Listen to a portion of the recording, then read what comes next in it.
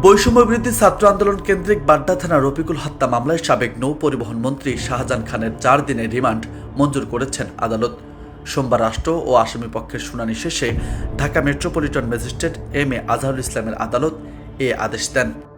এদিন আসামিকে আদালতে উপস্থিত করে মামলার সুষ্ঠু তদন্তের স্বার্থে 5 দিনের রিমান্ডের নিতে আবেদন করেন মামলা তদন্তকারী কর্মকর্তা। রাষ্ট্রপক্ষের রিমান্ড মঞ্জুরের পক্ষে শুনানি করেন পাবলিক প্রসিকিউটর ওমর ফারুকী। অন্যদিকে আসামির রিমান্ড বাতিল ও জামিন চেয়ে আবেদন করেন তার আইনজীবী মিজানুর রহমান বাদশা। উভয় পক্ষের শুনানি শেষে আদালত জামিন নামঞ্জুর করে আসামিকে রিমান্ডে নেওয়ার আদেশ দেন।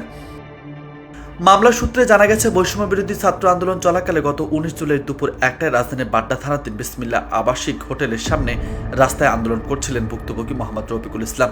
এ সময় পুলিশ ও আওয়ামী লীগের নেতাকর্মীদের গুলিতে আহত হন তিনি। পরে চিকিৎসাধীন অবস্থায় গত বছরের 27 আগস্ট মৃত্যুবরণ করেন তিনি।